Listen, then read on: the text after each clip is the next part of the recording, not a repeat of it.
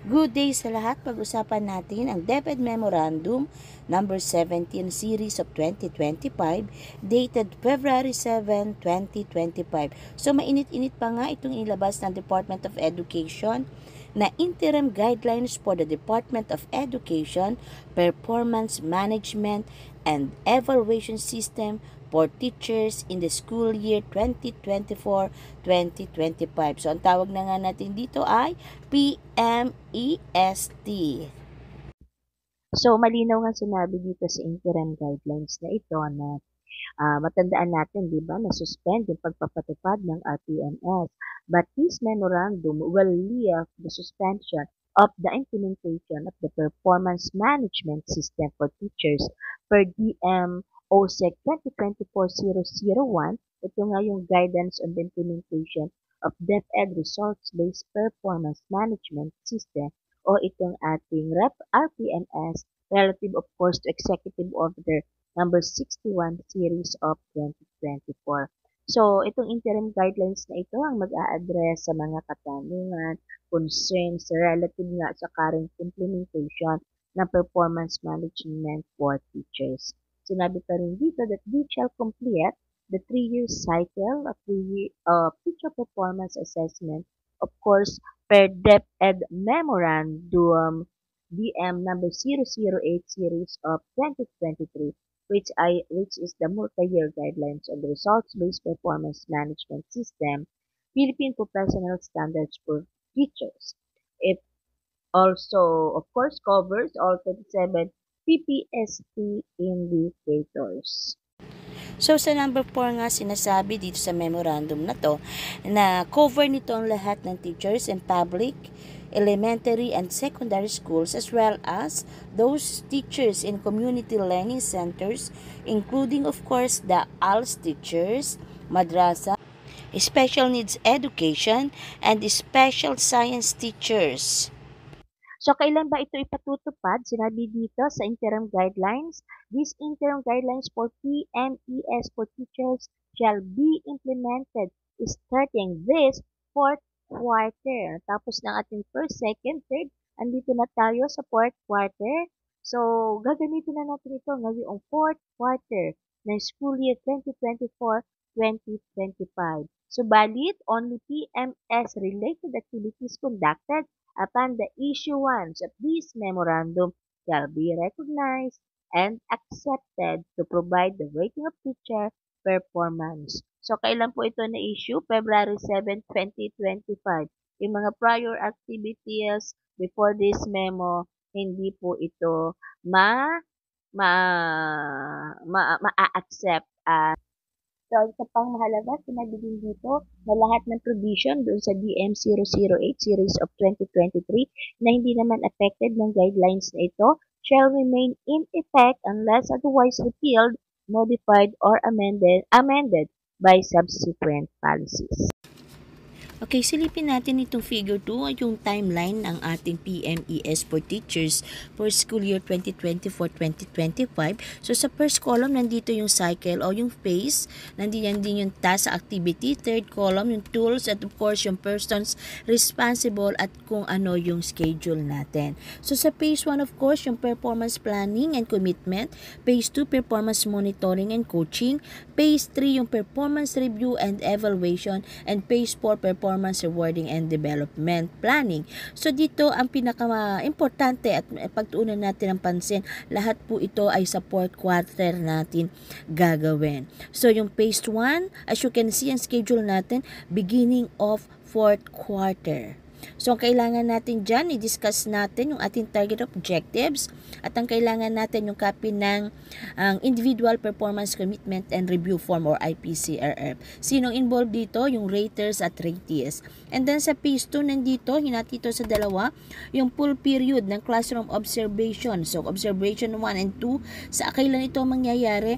Sa buong fourth quarter lang. So, medyo ano na to, no? Git-gitan na talaga. And then, on the second part ito, yung coaching and mentoring sessions. Dito sa phase 2, yung una, yung COT 1 and 2, ang kailangan natin dyan, of course, yung classroom observation tool at yung PMCF na daladala ni master teacher as the rater. yung performance monitoring and coaching form, yun ang kailangan natin. So, dito, si ratees at si rater lang, regular teacher or a proficient teacher, pati yung kanyang master teacher.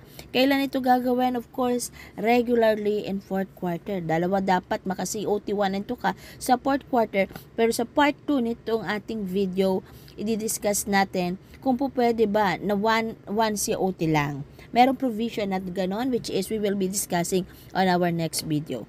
Okay, sa phase 3 nandito na yung performance assessment and teacher with final rating in the IPCRF. So, kailangan na yung IPCRF natin, of course, the raters, the ratees, and the approving authorities, ang persons involved dito. Kailan ito gagawin? After the last day na, after the last day of the classes. So, if the last day is April 15, so, definitely, April 16 yan. Phase 4 is the performance rewarding and development planning. Dito na natin gagawin yung finalization of individual development plans. Ang kailangan natin na tools ay PCRF and IDP, Individual Development Plan. Of course, the ratees and the raters. Kailan? After the last day of classes. So, sinasabi nga dito, no, the following teacher positions, including those of similar rank, that teach under the alternative learning systems, madrasa, special needs education, and or special education shall use the proficient teacher tools, of course, para kanino? Sa teacher 1, teacher 2, and teacher 3. Paano naman daw po yung magkakaroon ng item na teacher 4, 5, 6, and 7 in lieu of the created executive order number 174, 174, series of 2022. Ito nga expanded career progression system for public school teachers. Ang sinabi din po dito sa guideline ito, and its implementing rules and regulation are shall likewise use the proficient teacher tools unless otherwise amended by subsequent guidelines. Hindi pa naman po siguro ito problema kasi wala as of this quarter dito sa 24-25 wala pa namang may hawak ng teacher 4 to 7 teaching item positions. So, ganun din po sa following master teacher's position, including those of similar rank, teaching under the ALS, Madrasa, SNED, and or special education, special science education shall use, of course, the highly proficient teacher tools for MT1, MT2, MT3, MT4. The additional master teacher 5 positions shall be created by virtue of EO 174 series of 2022. Ano din po sabi? Unless otherwise amended by subsequent guidelines, shall also use these interim guidelines. So, dito nga sa number 8, sinabi dito, no, for school year 24-25, a PPST-based objective shall be prescribed for the performance management of teachers nationwide. Ito yung natitirang remaining objectives from the multi-year implementation of the performance management for teachers, completing of course yung cycle covering all 37 indicators of the PPST. At sinabi pa rin dito, any modification to the set of indicators shall not be allowed. So sa number 9, sinabi dito, there shall be a total of 14 objectives. Of course, binubuo ito ng mga classroom observable indicators and non-classroom indicators. So hindi pa rin nawawala yung non-classroom observable indicators of the PPST. Ito sa number 10, the plus factor shall not be included in the list of objectives for the teacher PMES. So, hindi nakasama yung plus factor sa list ng objectives. Although doon naman sa previous data, nandun na rin siya as considered as plus factors. Okay, silipin na natin ngayon yung figure 11. Ano ba yung mga objectives for proficient teachers dito sa school year 2024-2025? Ano-ano yung mga objectives na to? Dito muna tayo sa proficient teachers. So, sabi natin kanina, may 14 objectives. Sa 14 objectives na to, meron tayong 8 na classroom observable indicators at 6 na non-classroom observable indicators para sa proficient teachers. Etong na mga NCOIs ay Objective 2, Objective 10, hanggang 14 na actually eh. So, dito sa proficient teachers, ang NCOIs nila ay may isa sa Objective 2 non-classroom observable indicators at diretso-diretso na mula Objective 10 hanggang Objective 14, those are all non-classroom observable indicators. So, tuunan natin itong NCOIs. So, tingnan natin yung mga keywords sa Objective 2. Ang keyword natin dito, research-based knowledge. How about Objective 10?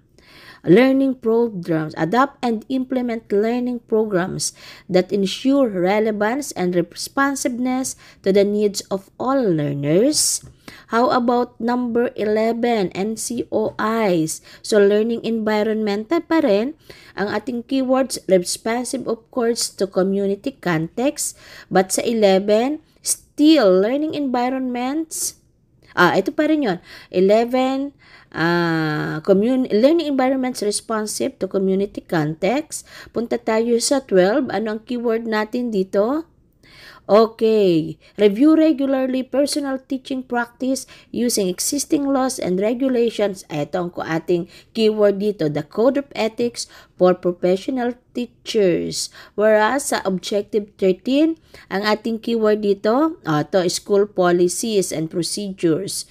Consistently to foster harmonious relationship with learners, parents, and other stakeholders. And sa number 14, NCOI, adopt practices that uphold the dignity of teaching as a profession by exhibiting qualities such as caring attitude, respect, and integrity. Actually, nasilip ko yung objectives NCOI sa master teacher. Halos nagjo-jibe yung NCOIs ng proficient teachers at ng highly proficient teachers. It just that, mas marami po ang non-classroom observable indicators ng highly proficient teachers. So, silipin po natin ang ating mga objectives for highly proficient teachers for school year 2024-2025. So, meron ding 14 objectives actually. It just that ang classroom observable indicators sa highly proficient teachers, 4 lang po. Ito yung Objective 1, Objective 3, Objective 5, and Objective 7. The rest po ay lahat na ay non-classroom observable indicators. 10 po yun. 10 objectives na non-classroom observable indicators para sa ating highly proficient teachers. Ano yung objective na yon na NCOIs? So, nandiyan po yung Objective 10, Objective 4, Objective 6, Objective 8, 9, 10, 11, 12, 13, at 14. Lahat na po yon ay non-classroom observable indicators. So, mabigat-bigat po ito para sa mga master teachers. Now, silipin naman natin yung mga keyword na lang para mas mabilis nating mapaghandaan ito dahil 4th quarter na. Silipin natin ano itong mga keywords sa mga non-classroom observable indicators na to. So, highly proficient teachers for Objective 2. Ano ang ating dito? Keyword is application of research. So, kung makikita natin, objective number 2, NCOI, ito rin ay NCOI ng proficient teacher. So, pareho rin na pertain sa research-based knowledge. So, kung maglalak section, talagang congruent sa objective ni MT at objective ng kanyang mini-mentor na mga teachers. And then, let's go to NCOI Objective 4. Ano ang keyword natin sa Objective 4? Ito, teaching strategies that promote learner achievement. Okay, literacy and numeracy. Kasama na to dati sa ginagawa natin eh. Kaya sa mga LAC plan natin, I think walang problema na integrate natin itong literacy and numeracy na ito. And then proceed tayo sa Objective 6. Ano ang ating keyword dito? Of course, learning environment that nurture and inspire learners to participate, cooperate, and collaborate in continued learning. So since ang number one function talaga ng MT is to mentor and to coach the proficient teachers, lahat ng ito ay laging work with colleagues to share successful strategies, practices pertaining to the objectives. Okay, let's see the objective 8. Ano naman ang ating magandang keyword dito sa objective 8? Okay, teaching strategies responsive to learners with disabilities, giftedness, and talents. Okay, let's proceed to objective 9. Our keyword is the special educational needs of learners. Ito naman yung mga mag-aaral natin na nasa difficult circumstances, including of course those geographic isolation, chronic illness, yung mga may sakit, ano yung mga interventions na ginawa natin, i-share natin sa ating mga mentees kung paano magkakaroon ng learning continuity despite of the difficult circumstances ng ating mga learners. Kasama din dyan yung displacement due to armed conflict, urban resettlement or disasters, child abuse, and child labor practices. So lahat ito hanggang 14 NCOIs na. For objective number 10, our keyword is learning program that develop knowledge skill of learners with different ability levels. Papasok dito yung mga differentiated instruction strategies natin. And number 11, our keyword for NCOI 11 is responsive to community context. So makikita din natin ito, NCOI din ito ng ng proficient teachers natin So talagang nagja-jive, nasa na nga, balikan natin. Ito, responsive to community context. Ayan, NCOI number 11 ng proficient teacher. Kaya talagang magja-jive yung ating mga LAC session na ginagawa kasi objective NCOIs din nila yun. Now, let's proceed to NCOI number 12. Our keyword is Code of Ethics. So, meron din ito, proficient teachers Saan natin makikita? Sa objective number 12 din ng proficient teachers. Sa atin, ganun din, objective 12. Ito maganda nga din dito, nagja-jive. Objective 13 natin, ang ating NCOI, ang ating keyword dito ay itong school policies and procedures to foster harmonious relationships with learners, parents, and other stakeholders. And the last, objective 14, identify and utilize personal professional strengths to uphold the dignity. Yun na, yung matindi doon, uphold the dignity of teaching as a profession to help build a positive teaching and learning culture with the school. Andun ba ito sa proficient teachers? Andun din ito pareho kanilang NCOI number 14. Okay, this is the part 1 of our discussion for this interim guideline para sa ating school year 2024-2025 performance management and evaluation system o PMES for teachers. Ito na muna yung part 1 natin mga kasama sapagkat i-walk through pa naman ito ng DepEd, and for that we will have a better understanding of this. Okay, magkaroon tayo ng better understanding of these interim guidelines. Magkakaroon ng online orientation and DepEd sa February 14, 2025 from 9 a.m. to 12 p.m. Meron po silang provide na link para sa registration para dito sa online orientation. Sama-sama na manood, sama-sama tayong makinig for better understanding at para mas may sagawa natin mabuti ang ating performance management and evaluation system. See you again for the part 2 of this video. Thank you all for watching.